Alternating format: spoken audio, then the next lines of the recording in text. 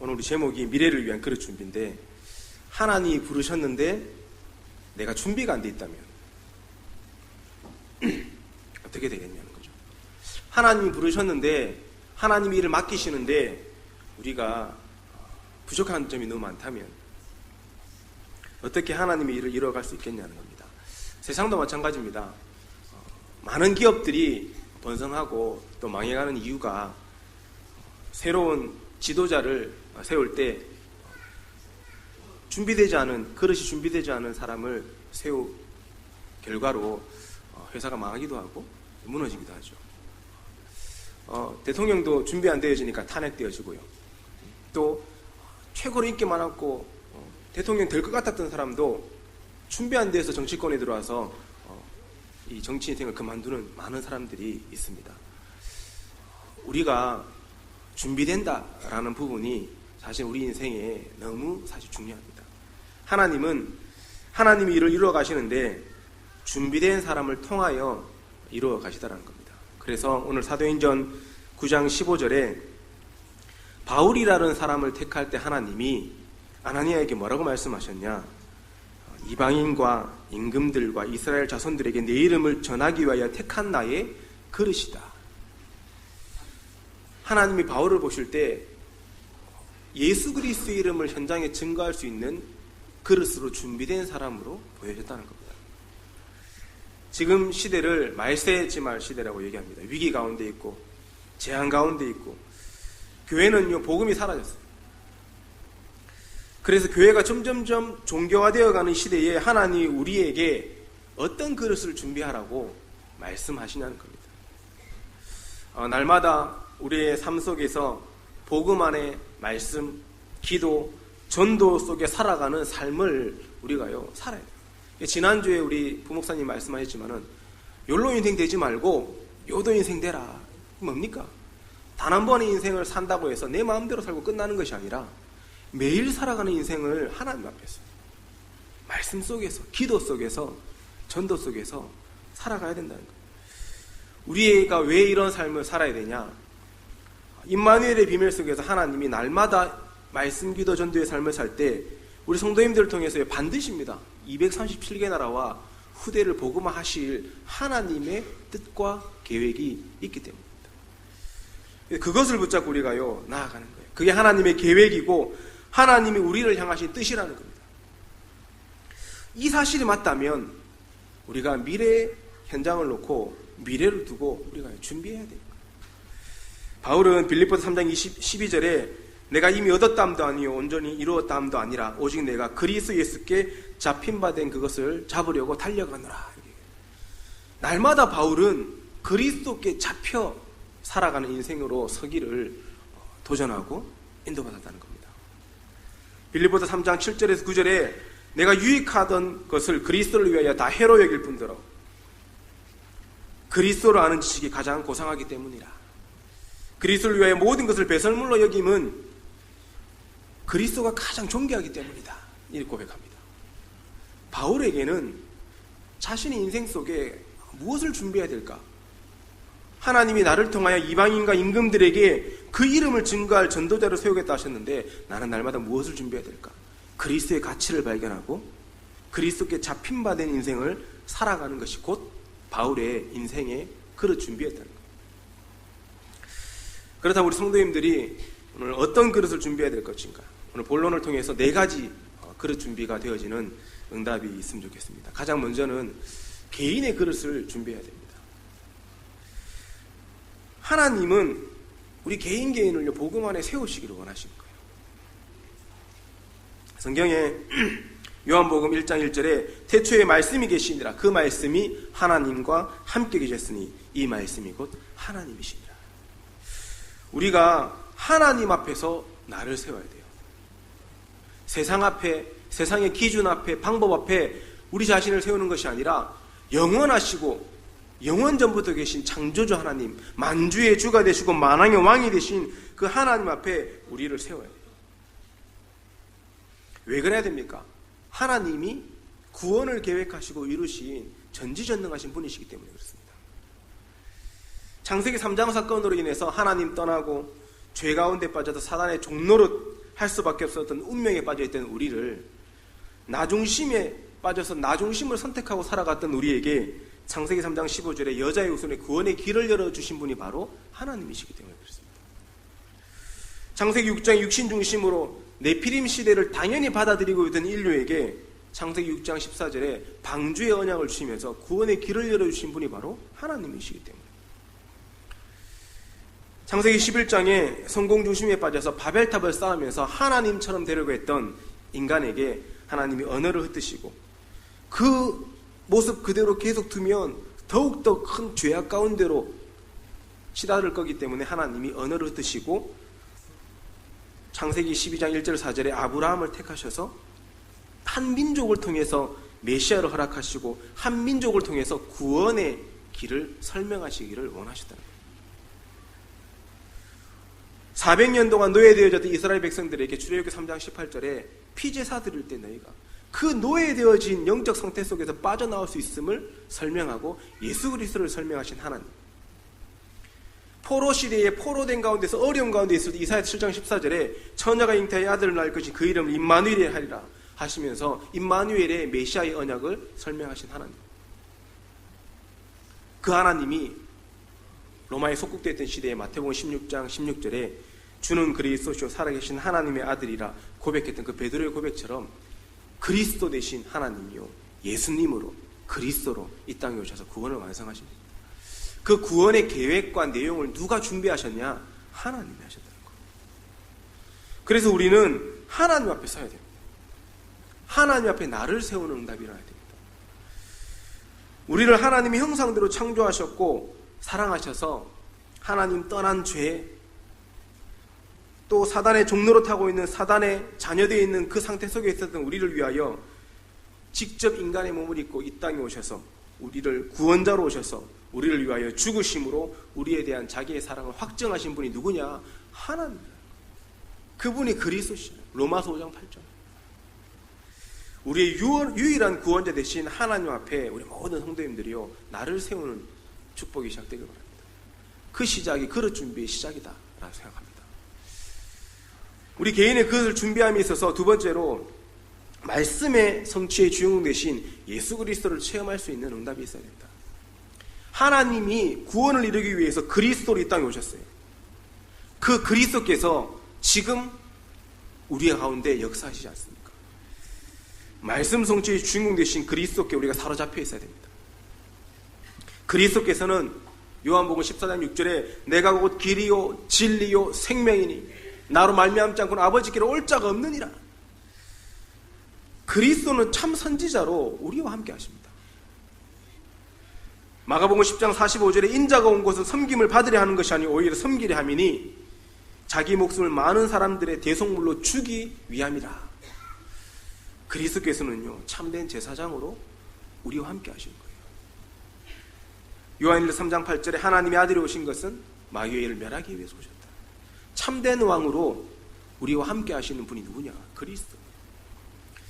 그 사실이 믿어지십니까? 정말로 그리스도 모든 문제 해결자, 그리스도가 정말로 우리 인생의 답이 맞습니까? 맞다면 그리스도 앞에 서야 되는 거예요. 경제적으로 어려움 당하고 문제가 오고 위기가 오고 그 가운데 있는 우리가 그리스도를 통하여 모든 문제 해결받을 수 있다라는 확신이 든다면 그리스도께로 들어가야 되죠. 그리스도는 모든 문제 해결자가 맞다면 그리스도 앞에 서야 되죠. 근데 우리 자신을 한번 돌아보시기 바랍니다. 참 이 창세기 3장 문제 가운데 있던 인간이요 어쩔 수 없는 것 같아요. 그리스도가 답인데 조금이라도 내가 할 수 있을 것 같은 것이 보이면 나를 붙잡고 있어요. 돈을 붙잡고 있고 성공을 붙잡고 있고 육신적인 것들을 붙잡고 있어요. 미안하지만 그것을 우리보다 더 많이 가진 사람들도요 영적 문제 가운데 어려움 당하고 있습니다. 그게 답이 아니라는 겁니다. 답은 예수 그리스도. 성경에 그렇게 말하고 있고 성경에 밝히고 있지 않습니까? 그 그리스도께서 하신 일이 뭡니까? 선지자 되시고 제사장 되시고 왕 되신 그리스도께서 지금 우리와 함께 하시는 일을 하신 겁니다. 그게 구원입니다. 우리가 어떻게 구원받습니까? 요한복음 1장 12절에 영접하는 자, 곧 그 이름을 믿는 자들에게는 하나님의 자녀가 되는 권세를 주셨다고 했어요. 하나님의 자녀가 그리스도를 믿음으로 되어졌어요. 그게 그리스도께서 우리에게 하신 일. 예언된 말씀대로 그 세 가지 직분의 능력으로 우리 가운데 함께 하시면 물론이고 그 능력의 말씀을 우리에게 적용시키는 분이 누구냐? 그리스도. 우리 인생을 60년 넘게 70년 사신 우리 성도님들도 계시고 또 10년밖에 안 산 렘넌트들도 있고 하지만요, 우리가 다 같이 고백하는 게 뭡니까? 내 인생 내 마음대로 안 된다. 70년을 살았는데, 반몇 년 넘게 살았는데 돌아보니까 내 인생 내 뜻대로 안 되더라는 거예요. 우리 10대 렘넌트들이 물어보십시오. 야, 네 인생 네 마음대로 되냐? 서진아, 마음대로 되나? 안 돼요. 게임을 하나 해도요, 내 마음대로 할 수가 없어요. 1시간만 해야지. 시계 보니까 3시간이 지났네요. 그게 우리의 모습 아닙니까? 연약한 우리에게 필요한 것이 적용되어져야 할 내용이 뭐냐? 그리스도밖에 없다는 겁니다. 그래서 날마다 구원자 되신 그리스도께 나 자신이 우리가 발견되어져야 됩니다. 바울이 그래서요, 그리스도 앞에 내가 발견되기를 원하노라. 그 삶을 살아가야 됩니다. 개인의 그릇을 준비하기 위해서 세 번째로 성령께 사로잡힌 삶을 살아야 된다. 우리가 예수 그리스도를 영접하고 그 그리스도의 영이 되신 성령을 날마다 누릴 때 우리에게 어떤 역사가 일어나냐? 사도행전 2장 역사가 일어나는 겁니다. 불같은 바람 같은 성령의 역사가 체험되어지는 거예요. 성령께 사로잡히는 겁니다. 정말로 우리가 기도하면 성령이 우리 가운데 역사하십니까? 아니, 성령이 지금 존재하는 게 맞습니까?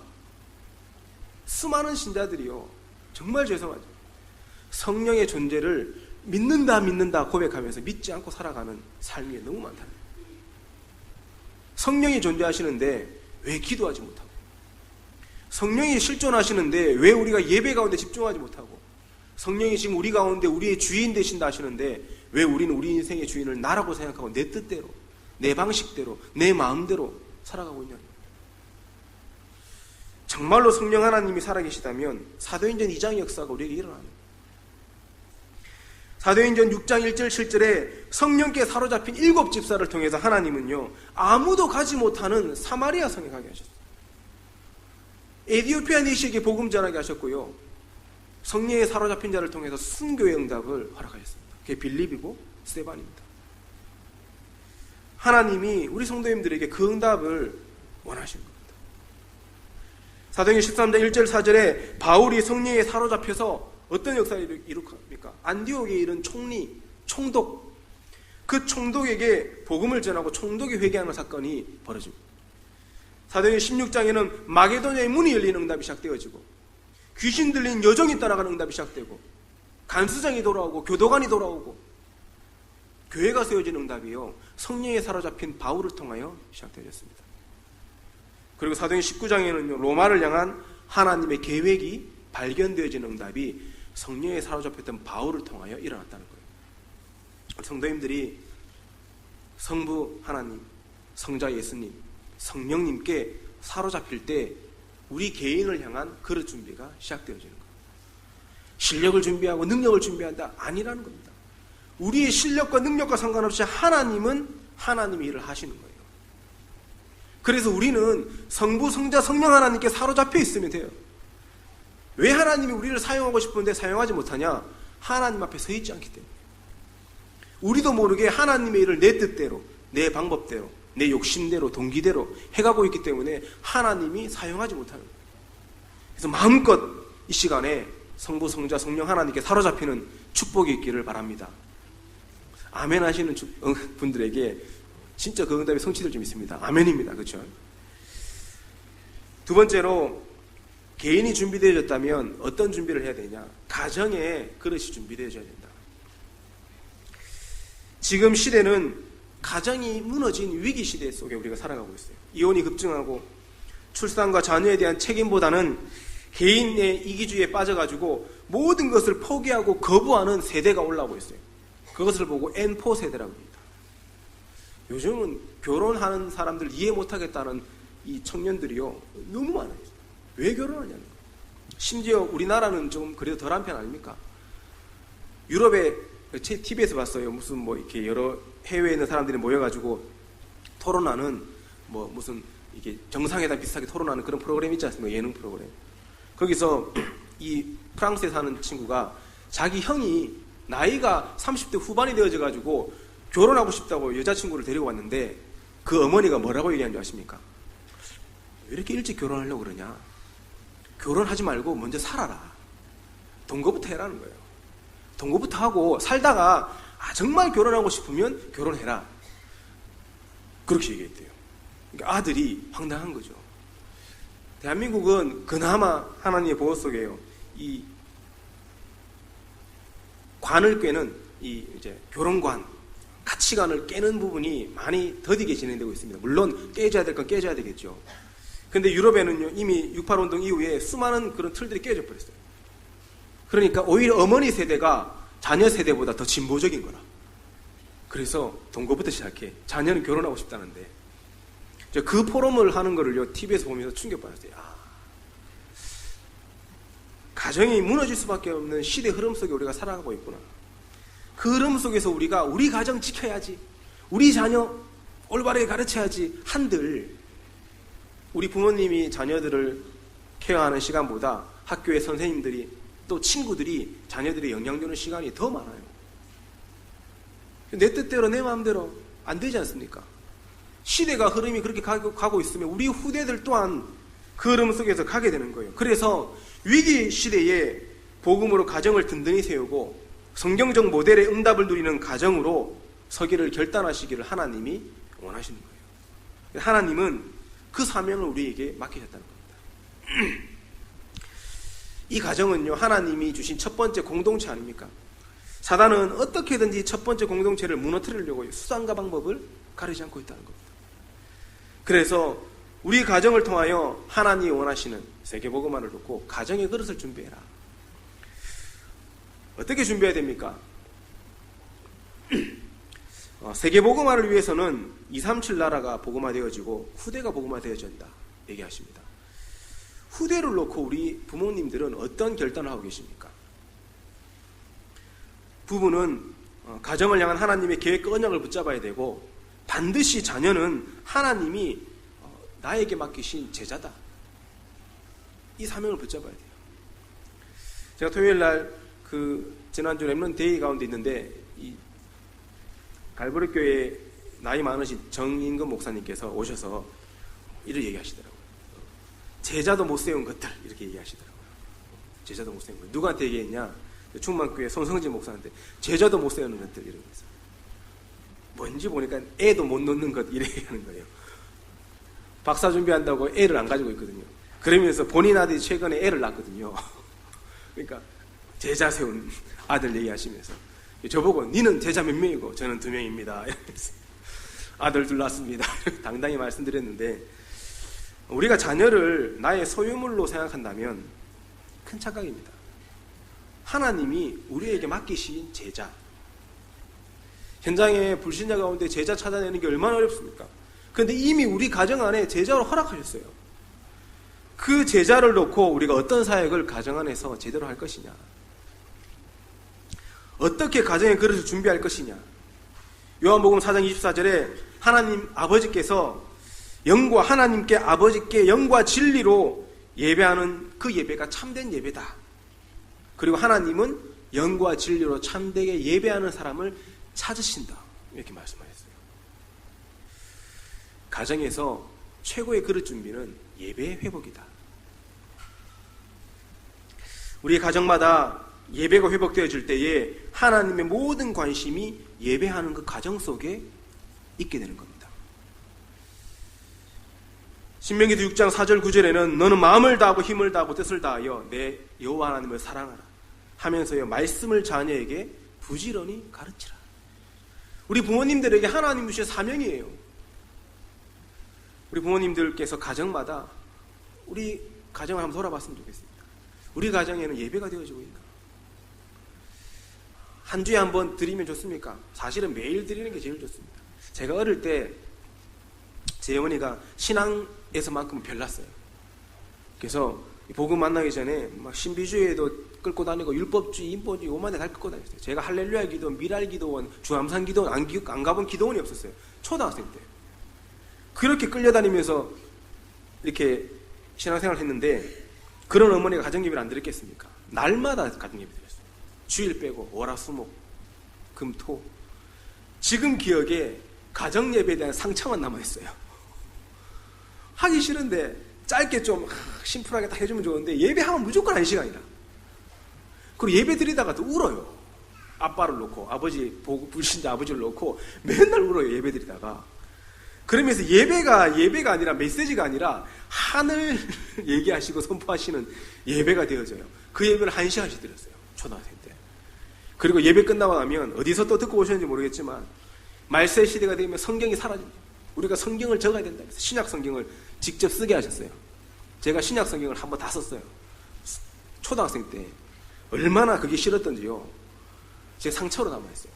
그런데 제가 청소년 시기를 지나고 방황할 때, 또 대학 시기를 지나면서 방황할 때 희한하죠. 예배가 무너지지 않았어요. 제가 사실은 대학 때 엄청 방황했었거든요. 대학교 1학년 때. 아시는 분들은 우리 박사님 목사님 아시겠지만 제가 대학교 1학년 때 군대까지 포함해가지고요 3년 동안 엄청 방황했어요. 근데 있잖아요. 그렇게 방황하면서도 주일날 예배는 갔다니까요. 희한하죠. 예배는 다 죄송합니다. 일주일 내도록 술 퍼마시고 주일날 예배는 다 깔끔하게 입고 딱 예배 들어갔다니까요. 제가 아무리 생각해봐도 누가 그 예배의 가치를 제게 설명해주지 않았어요. 그럼에도 불구하고 초등학교 때 제가 중학교 2학년 때까지 저희 집에 예배 드렸어요. 매일 중학교 때 드렸던 그 예배가 저를 세웠어요. 상처로 남았던 예배인 줄 알았는데 제 인생의 중요한 예배 기준을 굳혔던 예배가 가정예배였습니다. 하나님 앞에 매일 예배할 수 있다. 그 가정은 반드시 달라집니다. 부모님들이 잔소리로 말로 자녀를 바꿀 수 있습니까? 안 바뀌더라고요. 저도 초등학교 1학년짜리 아들이 있는데 안 바뀌어요. 제가 막 얘기하잖아요. 논리적으로. 저보다 더 논리적으로 반박합니다. 말로 안 돼요. 말로. 어릴 때부터 날마다 가정에서 드리는 예배를 통하여 복음이 전달되고 자녀는 변화되어집니다. 어떤 면에서는 예배에 드리는 그 모습이 우리 자녀를 바꾸고 합니다. 그래서 특히 유치부, 초등부를 둔 우리 자녀 부모님들은 꼭 기도첩을 가지고요 10분만이라도 예배해보세요. 메시지를 잘 못하겠는데 목사님, 아니 이 사도신경하고 어린이 찬양 하나 하고 어린이 기도첩을요 읽어주기만 해도 돼요. 멤버들에게 읽어주고 어머니가 또 아버지가 느낀 것을 포럼하고 한 번, 두 번 하니까 영향이 없는 거죠. 1년, 5년, 10년 지속해 보십시오. 우리 자녀들이요 교회를 떠난다는 것을 상상할 수 없습니다. 제가 지금 대학 사역을 하고 있는데 저희 교회는 좀 그런 렘넌트가 적은데 대학에서 수많은 이 학생들, 신앙 가진 학생들을 만나면서 제일 안타까운 게 뭔지 아십니까? 대학생이 되고 나서 신앙을 저버리는 거예요. 목사님, 제가 청소년 시기에 그렇게 훈련받고 하기 싫은데 엄마 등살이 밀려가지고 내가 훈련 많이 받았는데 대학까지 와가지고 목사님 잔소리 듣고 내가 여기 와야 되겠습니까? 저는 이제 하고 싶은 대로 할 겁니다. 이제 성인인데. 그렇게 얘기하는 학생들이요 10명 중에 2-3명 항상 있었어요. 그 아이들이 전부 다 어릴 때부터 모태신앙으로 교회 안에 자라온 아이들입니다. 그런데 신앙생활 하기 싫다는 거예요. 정말 안타까워서 붙잡아가지고 몇 번 얘기해도 반감만 더 만들죠. 그래서 항상 얘기합니다. 그래, 네가 선택한 거니까 그렇게 해라. 단 언제든지 네가 마음이 변하고 예배하고 싶으면 부끄러워하지 말고 미안해하지 말고 돌아오면 좋겠다. 이 얘기를 하고 보냅니다. 우리의 자녀들이요 그런 신앙의 모습을 따라간다면 되겠습니까? 우리 성도님들 가정마다 정말로 예배를 회복하는 응답이 일어나기 바랍니다. 미래를 위한 최고 준비, 가정에서 준비는 예배입니다. 일주일에 한 번이라도 하시고요. 안 되면 10분 딱. 기니까 자녀들이 싫어하는 거예요. 저 1시간씩 해 싸니까 상처로 남은 거예요. 10분만 딱 해도 돼요. 5분만 해도 돼요. 하나님 앞에 예배로 우리 자녀들과 함께 가정에서요 응답을 누리시기 바랍니다. 그러면 반드시 하나님 우리 가정을 통하여 미션홈의 축복과 후대의 축복을 허락하실 겁니다. 세 번째, 우리가 미래를 위해서 무엇을 준비해야 되냐? 현장에 그릇 준비를 해야 된다. 우리 성도님들과 렘넌트들에게는 반드시 직업이 있고 학업이 있어요. 여기에 답을 찾아야 됩니다. 우리가 돈을 많이 벌기 위한 직업이 된다면, 공부만을 위한 학업이 된다면 우리 인생이 어떻게 되겠습니까? 우리 인생이 5년 뒤, 10년 뒤, 20년 뒤에도 지금의 내 모습 그대로 직장 현장에서, 학업 현장에서 살아가고 있다면 어떻게 되겠습니까? 그렇게 되어서는 안 되죠. 우리 대학 랩런트들에게 늘 제가 얘기합니다. 10년 뒤, 20년 뒤, 30년 뒤에도 네가 지금 이 모습 이대로 살고 있다면 행복하겠냐? 단 한 명도 행복해요라고 얘기하는 랩런트를 못 만났어요. 그 말은 무슨 얘기입니까? 빨리 자신이 갱신되어져야 되고, 또 학업도, 또 앞으로 자신이 가야 될 그 직장의 현장도 변화되고 갱신되어져야 될 것을 알고 있다는 거죠. 그래서 정말로 하나님의 계획은 뭐냐? 우리 성도님들의 직장과 랩런트들의 학업에 참된 희망과 소망과 비전을 붙잡기를 원하신다는 겁니다. 직장과 학교가 전도 현장으로 보이면 내 직업과 학업이 하나님이신 최고의 현장인 사실이 깨달아지면 우리는요, 현장에서 희망을 품을 수 있어요. 소망을 품을 수 있어요. 그 속에서 하나님이 원하시는 전도와 선교의 비전을 보게 되는 겁니다. 고린도전서 4장 1절에 사람이 마땅히 우리를 그리스도 일꾼이요 하나님의 비밀을 맡은 자로 여길지어다 그랬어요. 하나님이 우리 성도님들 한 분 한 분에게 하나님의 비밀을 맡기기를 원하시는 거예요. 근데 우리 성도님들이 현장에서, 직장에서, 학교에서 이 현장을 전도 현장으로 보지 못하고 있기 때문에 하나님이 하나님의 일을 맡기지 못하고 있는 겁니다. 목사님 그러면 전도 열심히 하라는 겁니까? 전도 열심히 하라는 얘기가 아닙니다. 현장에서 이 하나님의 희망과 소망과 비전을 품고 기도를 회복하시기 바랍니다. 전도는 행위가 아닙니다. 전도, 선교를 놓고 하나님이 주신 마음을 가지고 기도할 때 하나님 역사하시는 거예요. 기도할 때 하나님이 모든 환경을 통해서 전도의 문을 열어주시는 겁니다. 예레미야 33장 1절 3절에 이를 행하는 여호와, 그것을 만들며 성취하는 여호와, 그 이름을 여호와라는 이가 이같이 이르시도다. 너는 내게 부르짖으라. 내가 네게 응답하겠고 네가 알지 못하는 크고 은밀한 일을 네게 보이겠다. 시위대 때 감옥에 갇혀있던 예레미야에게요, 하나님이 뭐 해라 그랬습니까? 기도해라. 일을 행하시는 분도, 그 일을 이루시는 분도, 능력을 가지신 분도 네가 기도하는 여호와 나 하나님이시니까 나에게 기도해라. 우리 성도님들이, 랩런트들이 직장과 학교에서 정말로 희망과 소망과 비전을 품고 기도 시작하는 축복이 있기를 바랍니다. 마태복음 6장 33절에 먼저 그의 나라와 그의 의를 구하라. 그리하면 이 모든 것을 너희에게 더하여 주시리라. 하나님의 뜻과 의를 놓고 기도할 수 있는 사람을 하나님은 찾고 있다는 거예요. 그 현장에서 하나님이 주신 희망과 소망과 비전을 품고 기도할 때 반드시 하나님이 우리 성도님들을 현장에서요, 이 말씀 운동이 시작되게 하시고 다락방부터 지교의 응답을 허락하시는 거예요. 이때부터 400지교회가 시작되지 않겠습니까? 기도하고 있지 않는데, 나의 현장에서, 또 가정에서 예배하고 있지 않는데 어떻게 우리 가정에서, 현장에서, 직장에서 지교회의 응답이 시작되겠습니까? 그러니 늘 지교회는, 400지교회는 구호가 되어 있어요. 400지교회, 400중직자, 4만 일꾼. 구호가 아니라 실제가 되어줄 수 있는 응답은 예배 회복 속에, 기도 회복 속에 시작되어질 겁니다. 그래서 곳곳에서 말씀 운동이 일어나고 현장 곳곳을 살려내고 정복하는 응답이 현장의 기도 회복하는 우리 모든 성도님들 통하여 이루어질 줄 믿습니다. 마지막으로 우리 네 번째 우리 그릇 준비는 교회의 그릇 준비입니다.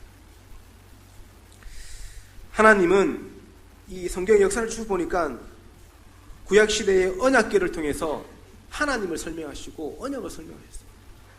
언약궤 가는 곳마다 홍해가 갈라지고 여리고성이 무너지고 하나님의 역사가 일어났어요. 그 언약궤를 하나님이 성막에, 성소에 다 모시게 하면서 이스라엘이 광야 40년을 지날 때 성막을 중심으로 이스라엘 12지파의 모든 막사를 치고 성막을 중심으로 하나님 앞에 날마다의 삶을 살았던 게 교회의 옛모습입니다. 다윗 시대가 와서 그 성막이 성전으로 변화되어지고 성전 속에 하나님이 역사하셨어요. 예루살렘 성전을 중심으로 모든 응답을 허락하셨어요. 예수님이 오심으로 말미암아 그 교회의 축복이 완성되어지면서 마태복음 16장 13절 20절에는 내가 네 반석 위에 교회를 세우리라. 우리 성도님 한 분 한 분이 이 시대 교회가 되어졌어요. 하나님의 언약을 이루고 뜻을 이루는 교회가 되어졌어요. 그 교회의 사명을 다하기 위해서 우리가 교회의 그릇을 준비해야 된다는 겁니다. 교회사의 역사에 교회를 막은 사람이 한 명도 없었다. 진정한 교회, 가짜 교회 말고요. 복음을 놓치고 전도를 놓치고 언약을 놓친 구교회 말고요. 진짜 복음 붙잡고 하나님 앞에 있는 교회를 통해서 하나님은요 모든 것을 다 해결하셨어요. 정말로 연약하고 부족하고 그런 초대교회가 모였는데 그 초대교회를 통해서 하나님 로마를 복음하셨어요. 늘 핍박 가운데 도망다니고 위기 가운데 도망다니는 그 안디옥 교회를 통해서 하나님은요 로마를 복음하셨어요. 진정한 교회의 축복을 누리는 교회를 통해서 하나님의 시대를 복음하실 줄 믿습니다. 그래서 우리가 교회 안에서 무엇을 준비해야 되냐? 모든 성도님들이 복음과 언약을 다 붙잡고요. 그 속에 사명을 탁 품고 함께 하나 되어서 예배와 기도 속에 훈련받는 응답이 먼저 시작되어져야 되겠습니다. 어떤 훈련입니까? 사역자로, 일꾼으로 훈련되어져야 돼요. 훈련되지 못하니까 우리 주변에 수많은 분들이 복음 듣고 돌아오는데 양육하지 못하더라는 겁니다. 복음 전하는 건 어렵지 않습니다. 하나님 살아계셔. 네가 가지고 있는 그 문제를 대신해서 예수님이 십자가에 죽으셨어. 그 예수님을 네가 너 인생의 주인으로 영접하면 하나님의 자녀. 이게 복음 전거 아닙니까? 어떤 면에서는 하나님 믿어 그래도 복음 전거예요.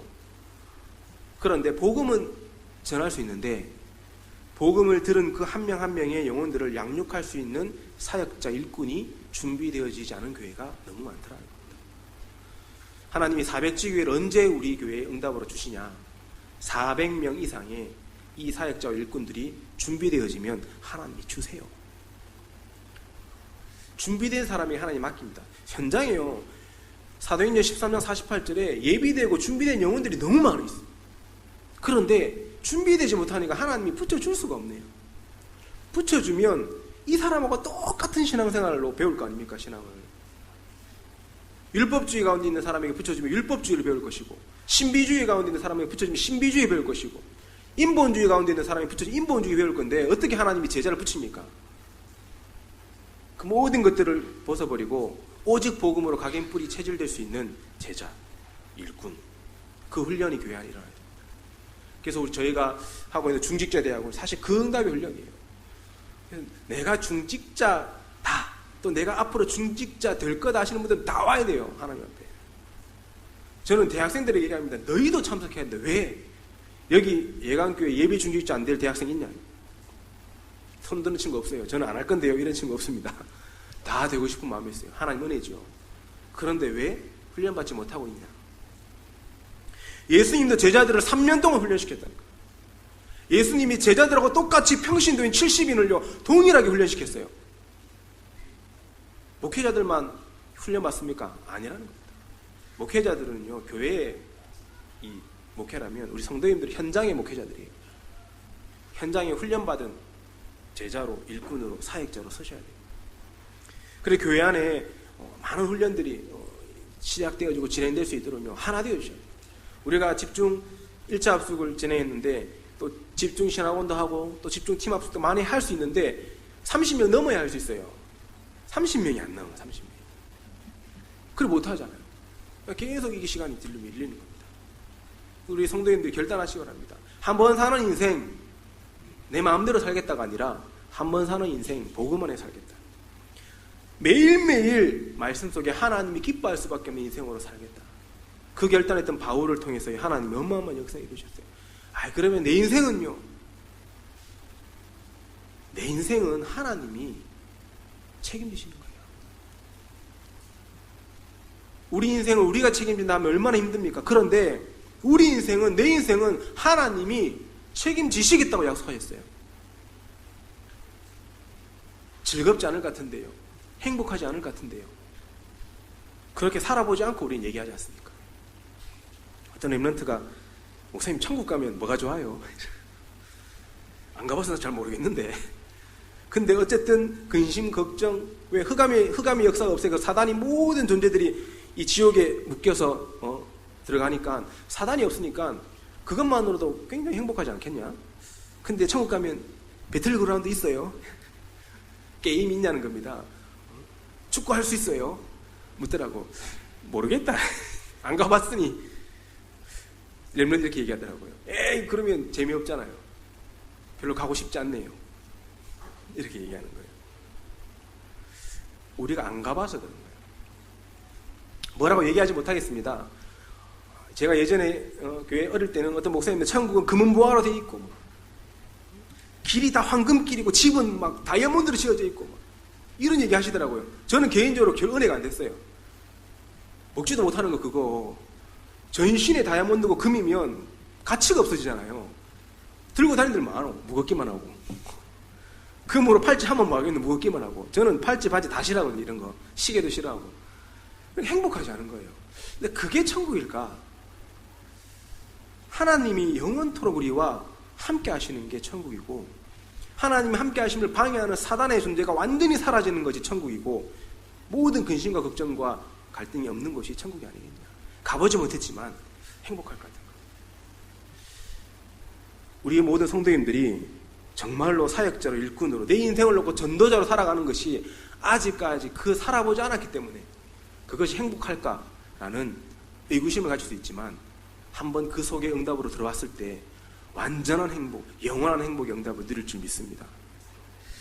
그래서 우리 후대들을 향한 시스템을 남기고 우리 교회가 어떤 그릇을 준비하냐 400지 교회 또 5점 문문회를 통해서 교육, 농어촌, 복지, 문화, 다민족을 통해서요 전문사에게 시스템을 현장 곳곳에 세울 수 있는 또한 RUTC를 통해서 영원한 시스템을 남기는 교회로 준비되어져야 되겠습니다. 이 준비는 일꾼이 제자가 사역자가 세워지는 만큼 되어집니다. 하나님은 237 나라와 후대의 복음화를 위해서 제자를 찾고 계세요. 우리 교회가 규모가 작습니까? 저는 그렇게 생각하지 않습니다. 여기 계신 우리 성도님들이 다 모여가지고 만약에 올인한다 생각해 보십시오. 초대교회 그랬거든요. 우리가 이 일을 놓고 237 나라를 놓고 400지 교회에 237 나라를 놓고 5점 분야에 RUTC를 놓고 우리가 하나 되어져가지고 모든 것을 여기 집중한다 생각해 보십시오. 어떻게 되겠습니까? 아마 대구 지역을 들썩들썩하게 만들 겁니다. 근데 아직까지 그런 교회가 나오지 못하고 있다. 하나님은 그런 교회를 이 시대에 원하신다. 그 그릇을 우리 성도님들이 준비하는 축복이 있기를 바랍니다. 그래서 전도운동할 그릇을 준비하고 전도운동에 올인할 때 교회의 어려움, 갈등, 문제는요 다 축복으로 바뀝니다. 성경의 교회사에 하나님이 밝히고 있어요. 성경의 초대교회, 안디옥교회, 로마교회가 다 이런 응답 받았지 않습니까? 그래서 로마서 16장 25절에 바울이 나의 복음과 예수 그리스도를 전파하면 영세전부터 감추었다가 이제는 나타나신 바 되셨으며 영원하신 하나님의 명령을 따라 선지자들의 글로 말미암아 모든 민족이 믿어 순종해 하시려고 알게 하신 바 그 신비의 계시를 따라 된 것이니 이 복음으로 너희를 능히 견고하게 하실 지혜로우신 하나님께 예수 그리스도로 말미암아 영광이 세세무궁토록 있을지어다. 아멘. 여호와의 영광이 그리스도의 영광이 이 결단하고 그릇을 준비하는 성도님들에게 세세무궁토록 영원토록 있을 것이라고 바울이요 고백했어요. 그 응답 속으로 들어가고 싶지 않으십니까? 표정을 보니까 아닌 것 같습니다. 그 응답 속으로 우리가 들어가야 됩니다. 개인의 그릇 준비 속에, 가정의 그릇 준비 속에, 현장의 그릇 준비 속에, 교회의 그릇 준비 속에 미래를 향하여 하나님이 우리를 사용하실 그 응답의 축복을 바라보면서 미래를 위한 그릇 준비의 응답을 누리는 축복이 있기를 바랍니다. 결론적으로 하나님께서요 바울에게 사도행전 9장 15절에 말씀하셨어요. 주께서 이르시되 가라. 이 사람은 내 이름을 이방인과 임금들과 이스라엘 자손들에게 전하기 위해 택한 나의 그릇이라. 저는 이 시간에 우리 성도님들에게 이런 고백을 드리고 싶습니다. 주께서 이르시되 이 사람과 가정과 교회는 내 이름을 237개 나라와 후대에게 전하기 위한 택한 나의 그릇이다. 우리 성도님들이 이 언약이 우리 모든 성도님들 언약이 되어지고 이것이 하나님의 음성으로 들려져서 최고의 축복이 있기를 예수님 이름으로 축원드리겠습니다. 사랑의 아버지, 은혜를 감사드립니다. 오늘 미래를 위한 그릇 준비의 말씀을 주시니 감사합니다. 시대가 위기 가운데 있고 가정이 현장이 위기 가운데 있는 시대에 하나님은 여호와 하나님 앞에 붙잡힌 바 된 한 사람을 찾고 계시고 그릇 준비된 일꾼을 찾고 계심을 고백합니다.